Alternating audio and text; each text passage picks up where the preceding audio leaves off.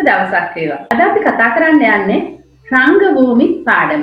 ඒතර රංගභූමි පාඩම 10 ශ්‍රේණියේ සිසු දරුවන්ට රංගභූමි කියන පාඩම අදාළ වෙලා තියෙනවා. නමුත් ඉන් ඔබට උසස් පෙළ ඒ වගේම විද්‍යාපීඨ සිසු දරුවන්ට සියලුම දරුවන්ට තිබෙන නිසා මේ රංගභූමි පාඩම ටිකක් සංකීර්ණව කරනවා. එතකොට 10 වසර සිසු දරුවන්ටත් මේ දේවල් අදාළයි දරුවනේ.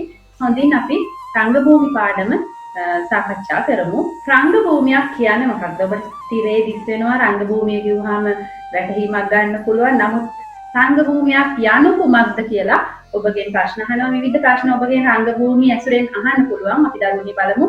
රංගභූමිය ඇසුරෙන් අසන ලද ප්‍රශ්න කීපයක් බලලා ඒ ප්‍රශ්න ඔබට තිරේ දිස් වෙනවා. මෙන්න මේ සියලුම ප්‍රශ්න වලට පිළිතුරු සොයා ගන්න පුළුවන් මේ පාඩම අවසන් වෙනකන් රැඳී සිටියොත්.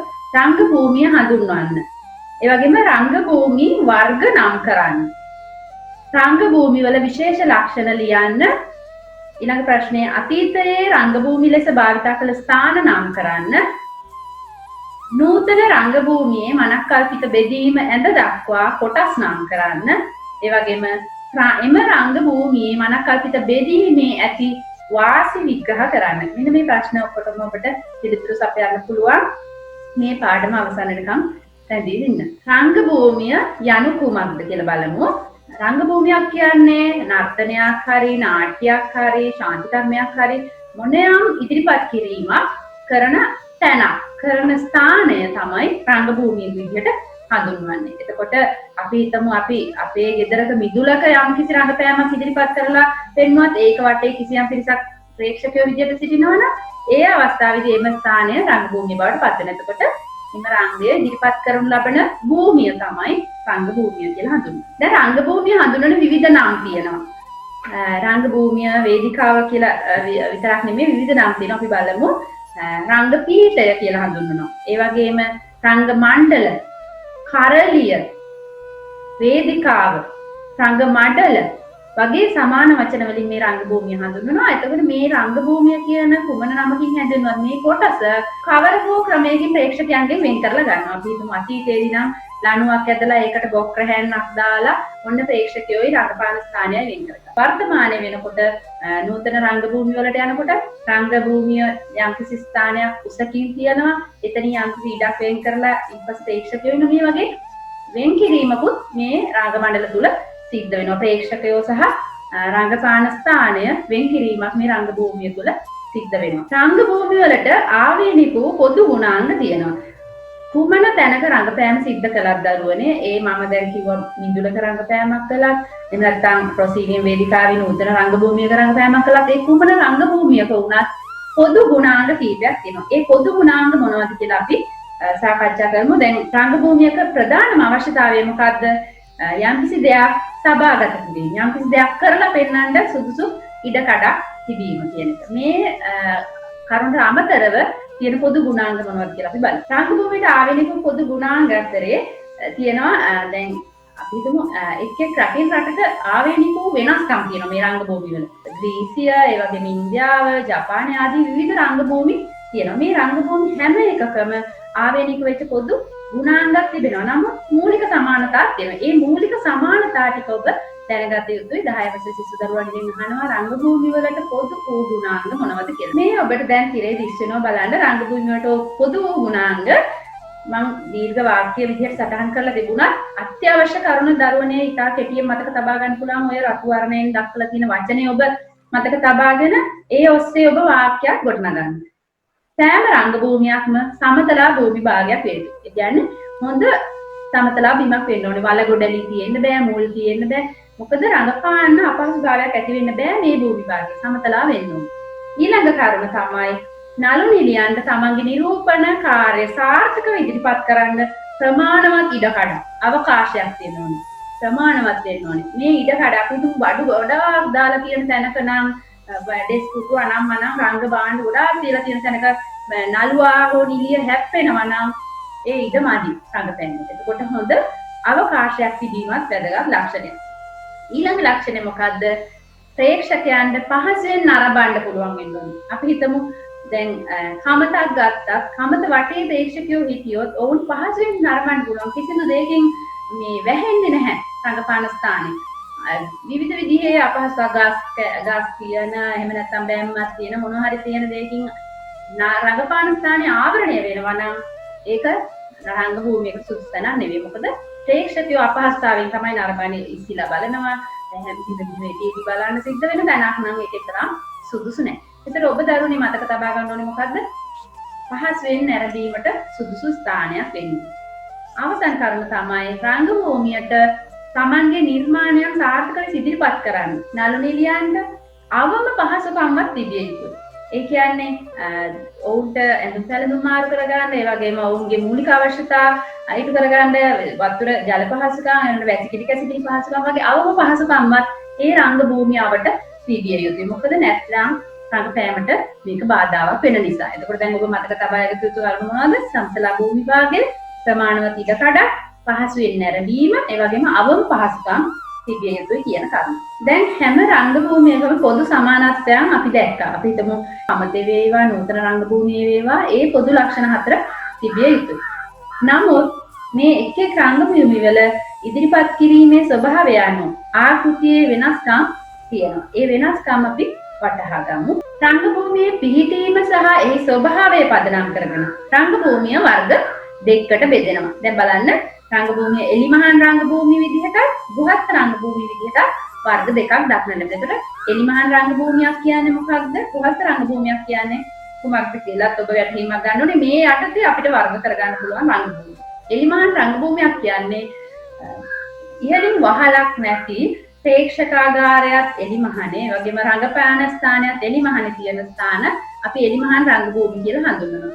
එතකොට එලිමහන් රංග භූමි වලදී විශාල ප්‍රේක්ෂක පිරිසකට එකවර නරඹන්න පුළුවන්. මොකද සීමා සහිත නැහැ එලිමහන නිසා අවශ්‍ය ඕන තරම් පිරිසකට රංගපෑම නරඹන්න පුළුවන්. ඒ වගේම ප්‍රේක්ෂකාගාරය සංඛ්‍යාත්මක ලෙස සීමා කරන්න අවශ්‍ය නැහැ. නරඹන්න නිදහසේ කැමති තැනක ඉඳලා නරඹීමේ හැකියාවක් මේ එලිමහන් රංග භූමි වල තියෙනවා. ඒ වගේම එලිමහන් රංග භූමි වලදී දිවා කාලයේ රඟ දක්වනවා නම් සූර්යාලෝකය ආලෝකමත් කරගත්තා. ඒ වගේම රාත්‍රී කාලයේ රඟ දැක්වීම සිදු කරනවා නම් පන්දාම්, ගිනිමැල ආදී විවිධ ආලෝක ක්‍රම යොදා ගනිමින් එලිමහන් රංග භූමිය ආලෝකමත් කරගන්නවා. ගෘහස්ත රංග භූමියක් කියන්නේ රංග භූමිය සහ ප්‍රේක්ෂකාගාරය දෙකම ආවරණයක් සහිත වහලකින් යුක්තව ගෘහයක් ඇතුලේ දිනන අපි ඒකට ගෘහස්ත රංග භූමියක් කියනවා. මේ ගෘහස්ත රංග භූමිය වලදී තියෙන පහසුකම් වැඩි. ඒ කියන්නේ කාර්යක්ෂමතාවය වැඩි, නල්ලියන් කියන පහසුකම් වැඩි. ඊටම පහසුවෙන් සෝපහසුව නැරඹීමේ හැකියාව ප්‍රේක්ෂකයන්ට තියෙනවා. ඒ වගේම මේකෙදි හැබැයි ඇතුළත් කරන්න පුළුවන් ප්‍රේක්ෂක සංඛ්‍යාව සීමා සහිත වෙනවා. මොකද එලිමහන් රංග භූමිය වලට වඩා ගෘහයක් වෙනකොට ඒක කුඩා වෙනවා. ඒ ගෘහය තුළට ඇතුළත් කරන්න පුළුවන් කණ්ඩායම යම්කිසි ප්‍රමාණාත්මක වශයෙන් සීමා සහිත වෙනවා. රංග භූමියේ හැඩය සහ උපයෝගීතාවය අනුවත් අපිට වර්ග කරන්න පුළුවන්. ගෘහස්ත සහ එලිමහන් රංග භූමිය කියලා මම කලින් වර්ග කරා. දැන් බලමු හැඩය අනුව, බාහිර හැඩය අනුව සහ යොදා ගන්න තාක්ෂණය අනුව මේකේ තියෙන වෙනස්කම් මේ හඳුන්වන නම් මොනවාද? වටරවුම් රංග භූමිය. ඒතර වටරවුම් රංග භූමිය, කවාකාර රංග භූමිය කියලා හඳුන්වන්න පුළුවන්. ඒ වගේම ඒකට තවත් උදාහරණයක් විදිහට ඇරීනා වේදිකාව ගන්න පුළුවන්. ඒ වගේම අර්ධ කවාකාර රංග භූමිය තියෙනවා. ප්‍රොසීනියම් වේදිකාව, එහෙම නැත්නම් ඒකට තවත් කියනවා ආරුක්කු වේදිකාව, පිටුර රාම වේදිකාව කියන නමුත් පාවිච්චි කරනවා.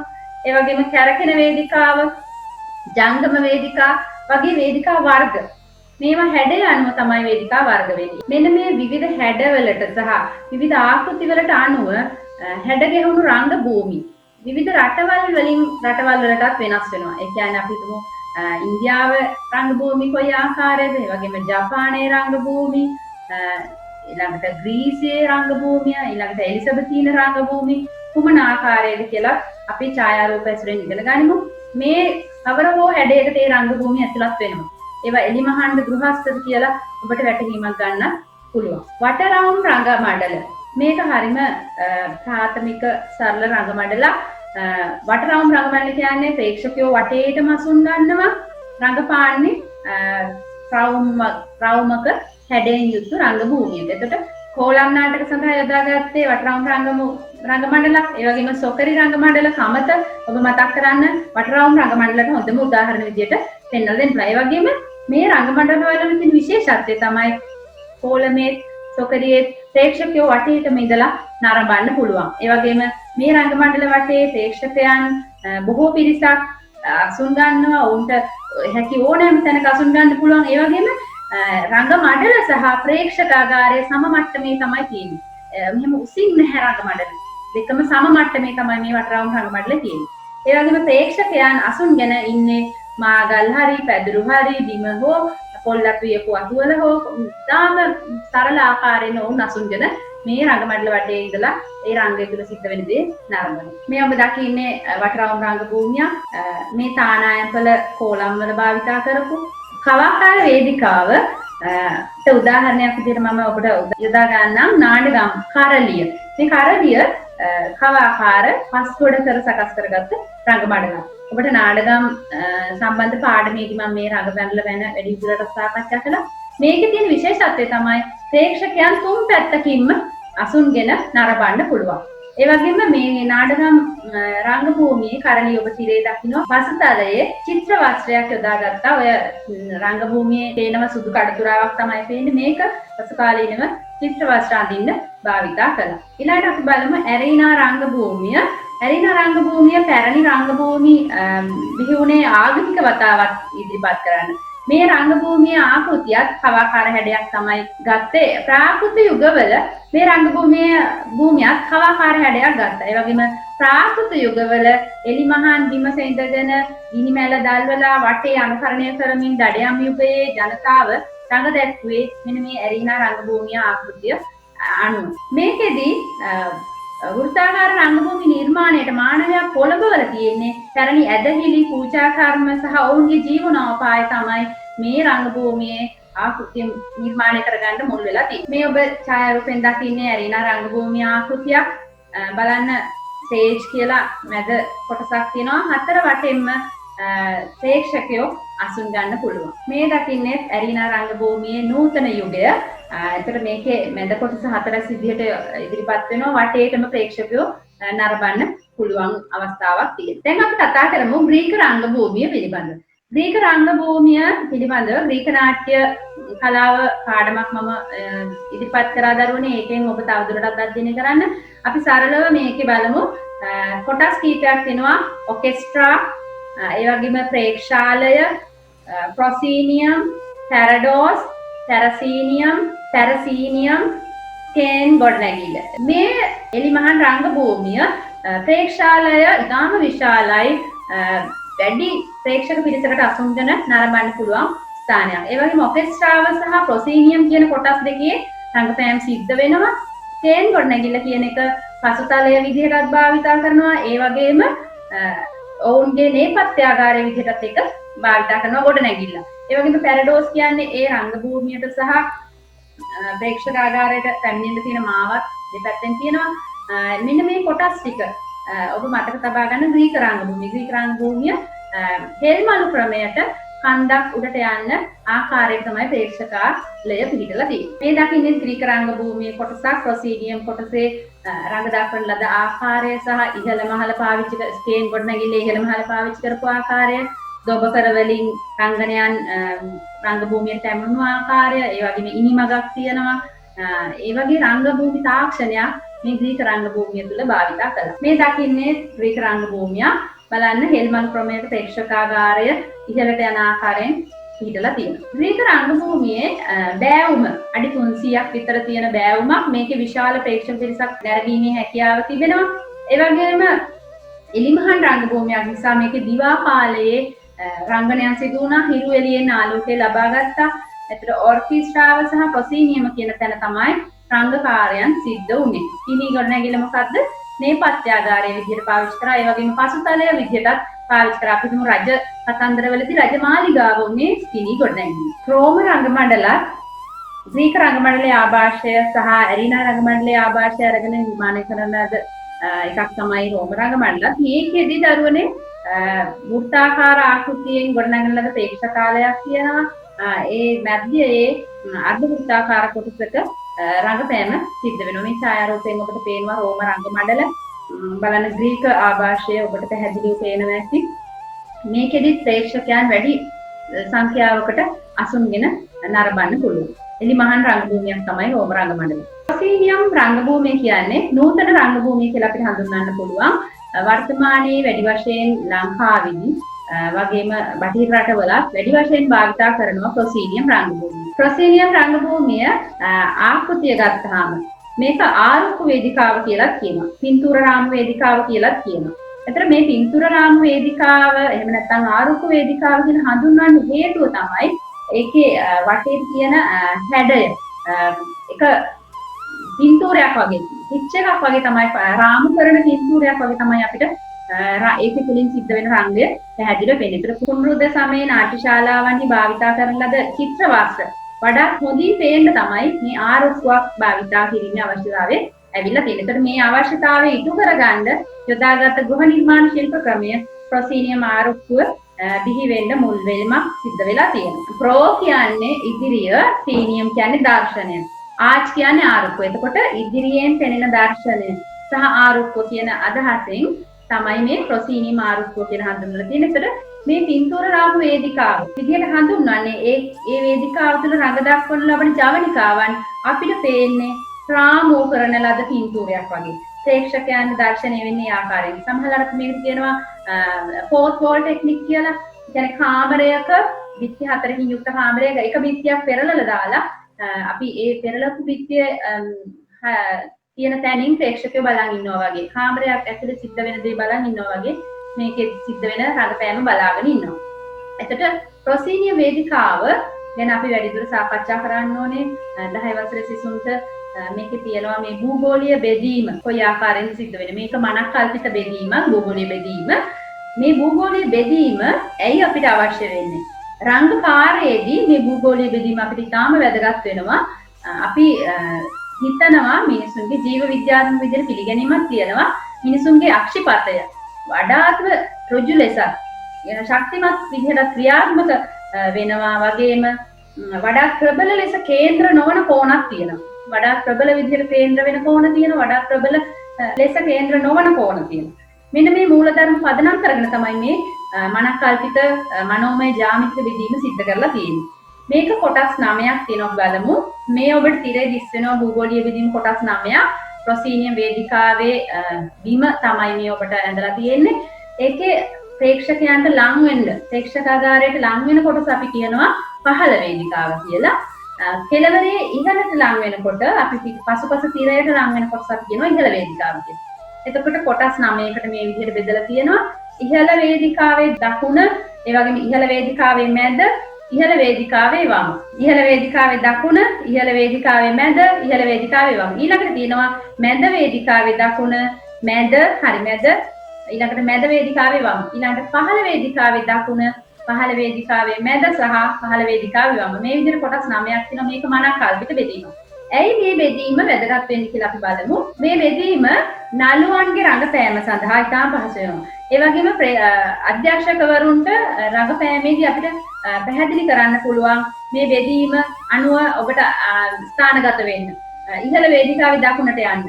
ඊළඟට පහළ වේදිකාවේ මැදට පැමිණෙන්න. මේ විදිහට ඔබට මේක පාවිච්චි කරන්න පුළුවන්. ඒ වගේම ආලෝක කරන ශිල්පීන්ට, පසුතල ස්ථානගත කරන ශිල්පීන්ට මේ බෙදීම ඉතාම වැදගත් වෙනවා.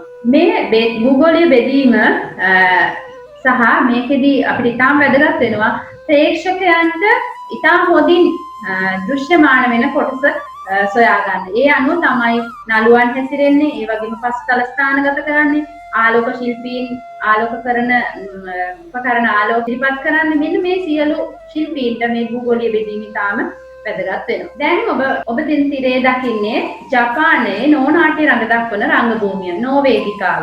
මේ නෝ වේදිකාව ගෘහස්ත වේදිකාවක්, ප්‍රොසීනියම් වේදිකාවක්, ගෘහස්ත වේදිකාවක්. මේක ඉතාම විශිෂ්ට ස්වභාවයක් දරනවා. බලන්න ඔබට ඡායාරූප වලින් දිස් වෙනවා. පටු වේදිකා තීරුවක් තියෙනවා. ප්‍රධාන වේදිකාවට අමතරව ප්‍රධාන වේදිකාව හතරැස් වේදිකාවක් බුද්ධයි කියලා කියනවා. ඊට අමතරව අයිනේ පාලමක් වගේ පටු වේදිකා තීරුවක් තියෙනවා. හෂිග කරිය කියලා.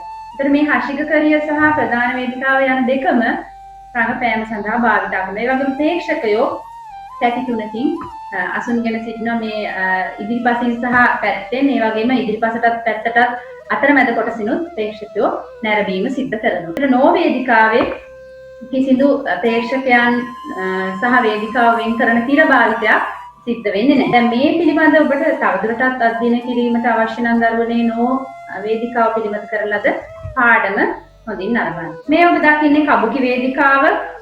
මේ වේදිකාව පිළිබඳව වැඩිදුර අධ්‍යයනය කිරීම සඳහා කබුකි පාඩම නරඹන්න පුළුවන්. මේක නමුත් මම ඔබට පැහැදිලි කරන්නම්. මේකේ තියෙනවා ප්‍රධාන වේදිකාව, හතරැස් වේදිකාවක්, ප්‍රොසීනියම් හැඩයේමයි. ඊළඟට අර්ධ කවාකාර කොටසක් තියෙනවා. ඒක කැරකෙන වේදිකාව, මවරි බුතයි කියලා තියෙනවා. ඒ වගේම ඉදිරි පටු වේදිකා තීරුවක් තියෙනවා. මේක හනමිචිය කියලා කියනවා. ඒ වගේම මේ හනමිචියේ සහ ප්‍රධාන බුතයි කියන වේදිකාවේ කුඩා කොටසක් තියෙනවා. පහළට යන උමං දොරටුවක්. ඒකට ෂෙරි කියලා කියනවා. මේ දකින්නේ ඔබ කබුකි වේදිකාව බලන්න පටු වේදිකා තීරුව ඔබට පැහැදිලිව දිස්සෙනවා.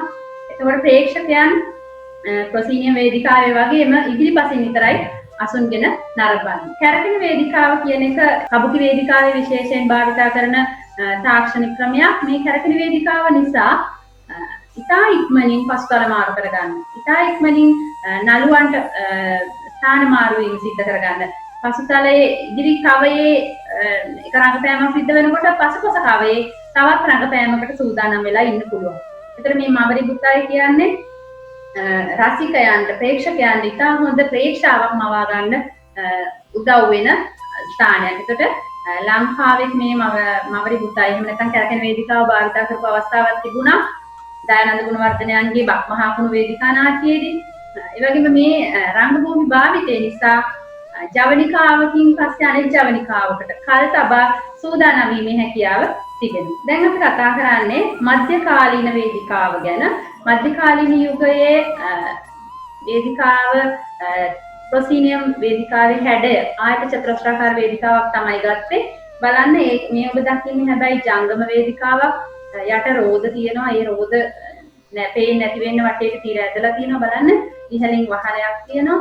ප්‍රේක්ෂකයන් හතර වටේම නැරඹීම සිද්ධ කරනවා. ඒතර මධ්‍යකාලීන යුගයේ මුල් කාලයේ ආරම්භ වෙච්ච යුගයේම වේදිකාව උනේ පල්ලිය අභ්‍යන්තරයේ අල්තාරය පිහිටි ස්ථානයේ තමයි ආයත චතුරස්‍රාකාර කොටස රංගපෑමට භාවිත කළා. ඊට පස්සේ පල්ලියේ ඉදිරි දොරටුව අභ්‍යස භාවිත කරා. ඒත් ආයත චතුරස්‍රාකාර කොටස. ඊට පස්සේ නගර චතුරස්‍රවල කොටස් භාවිත කරා. පස්සේ තමයි මේ ජංගම වේදිකා කියන ස්ථානවලට පැමුණේ. ඒතර ජංගම වේදිකාව කියන එකත් වේදිකාවල එක් වර්ගයක් විදිහට හඳුන්වලා දෙන්න පුළුවන්. මේ කාවේ මධ්‍යකාලීන යුගයේ. මේ ඔබ දකින්නේ මධ්‍යකාලීන යුගයේ වේදිකාවක්. ඒක ගැල් 3ක යන විදිහට. ඒ කියන්නේ ජංගම වේදිකා චක්‍ර නාට්‍ය විදිහට භාවිත වෙච්ච අවස්ථාවලදී භාවිත වුණු රංගභූමි ස්වභාවයක් ජංගම වේදිකා. ශේක්ස්පියර් රංගශාලා ගැන කතා කරන්න ඕනේ. මේ රංගශාලා ගැන දරුවනේ වැඩිදුර ඔබට විස්තර කරන්නේ නැහැ මේ පාඩමේදී. මොකද එක් රංගශාලා ගැන කතා කරා ඒ පාඩම් වලට අදාළ පාඩම් වලදී. එලිසබෙතින යුගය ගැන කරන ලද පාඩමේදී ශේක්ස්පියර් රංගභූමි ගැන තා දීර්ඝව සාකච්ඡා කළා. මේකදී අපි වැටහීමක් ගමු මේ රංගශාලාව කොයි වගේද කියලා. මේවා තිබුණා පස්පට්ටම්, අටපට්ටම්, ඒ වගේම පට්ටම් හැඩයේ වේදිකාවක් තමයි මේක තිබුණේ. ඉහළින් මැද මිදුලක් වගේ ඉහළින් හිස් අවකාශයක් තිබුණා. ප්‍රේක්ෂකයන්ට මුදල් වැඩි වශයෙන් ගෙවලා පැමුණු ප්‍රේක්ෂකයන්ට වහලක් සහිත ප්‍රේක්ෂකාගාරයක් තිබුණා. ඒ වගේම වහලක් නැති කොටසෙත් යාඩ් කියන කොටසෙත් ප්‍රේක්ෂකයෝ නැරඹීම සිද්ධ කළා. එතකොට රංගභූමියේ රංගපාන ස්ථානය කොටසක් එලිමහනේ දිවා ආලෝකය තමයි මේකේ ආලෝකය විදිහට යොදාගත්තේ. ඒතර මේ රංගභූමියක් විශේෂ වෙච්ච රංගභූමිය. මේ ඔබ දකින්නේ බලන්න ඉහළින් අහස පේනවා. ප්‍රේක්ෂකයෝ ඉන්න සඳරුතල වගේ කොටස් වල ඔවුන්ට වහලයක් තියෙනවා. වහල නැති කොටසකුත් තියෙනවා. ඒ වගේම රංගභූමිය ඔබට පේනවා රංගපාන ස්ථානය. ඒතර මේකෙත් පස්පට්ටම් අටපට්ටම් වගේ වෙනකොට වටේටම ප්‍රේක්ෂකයන්ට නැරඹීමේ හැකියාව තියෙනවා. තුන් පැත්තකින්. ඔබට කතා කරන්න ඕනේ සංස්කෘත වේදිකාවන් ගැන. ඉන්දියාවේ සංස්කෘත නාට්‍ය සඳහා භාවිත කරන ලද වේදිකා වර්ග 3ක් තිබුණා. සමචතුරාස්‍ර, විකෘෂ්ඨ සහ ත්‍යස්ත්‍ර කියන වේදිකා වර්ග 3ක් තිබුණා. මෙන්න මේ වේදිකා වර්ග 3ත් යම්කිසි විශේෂිතත්වයක් ගන්නවා. මේවා ගෘහස්ත වේදිකා විදිහට ගන්න පුළුවන්. මේ වේදිකාවල කොටස් තිබුණා නේපත්‍යාගාරය, ඊළඟට රංග ශීර්ෂය, ඊළඟට තියෙනවා රංගපාන කොටස, රංග පීඨය. රංග පීඨය දෙපස තියෙනවා මත්ත වාරණී කියන කොටස් දෙක, ඊළඟට රංග මණ්ඩල. එහෙම නැත්නම් ප්‍රේක්ෂකයන් සිටින ස්ථානය. මේ රංග මණ්ඩල කියන කොටස අනෙක් වේදිකාවන් එක්ක සාපේක්ෂව ගත්තාම මේක තරමක් කුඩා ස්ථානයක්. මේකේ ප්‍රේක්ෂකයන්ව අසුන් ගන්න පුළුවන් ඉතා සීමිත පිරිසක්. අද දිනේ දරුවනේ අපි මූලිකව ඉගෙන ගත්තේ රංග භූමිය යනු කුමක්ද කියලා. රංග භූමිය යනු කුමක්ද? රංග භූමියේ පොදු ගුණාංග මොනවද සහ විවිධ රටවල රංග භූමි. ඒ වගේම රංග භූමි වර්ගත් ඉගෙන ගත්තා. සහ ඔබට මම පාඩම් පටන් ගන්න ප්‍රශ්න කිහිපයක් ඉදිරිපත් කළා. ඒ ප්‍රශ්න සියල්ලටම පිළිතුරු සපයමින් ඔබ මේ පාඩම තවදුරටත් අධ්‍යයනය කරන්න. ඊට අමතරව ඔබට හැකියාව තිබෙනවා ඩිස්ක්‍රිප්ෂන් එකේ ඔබට ඉදිරිපත් කරන්නම් කබුකි නාට්‍ය පාඩම, ඒ වගේම නෝ නාට්‍ය පාඩම සහ එලිසබෙතින නාට්‍ය පාඩම, සංස්කෘත නාට්‍ය පාඩමේ රංග භූමි පිළිබඳව ඔබට තවදුරටත් අධ්‍යයනය කිරීමට අවශ්‍ය නම් ඒ ලින්ක් එක ඔබ සඳහන් කරනවා. ඔබට ඒකට යොමු වෙමින් පාඩම තවදුරටත් අධ්‍යයනය කරන්න පුළුවන් දරුවනේ. ඔබ රංග භූමිය පිළිබඳ ප්‍රශ්න විචාරාත්මකව ලියමින් මේ පාඩම සාර්ථක කරගන්න.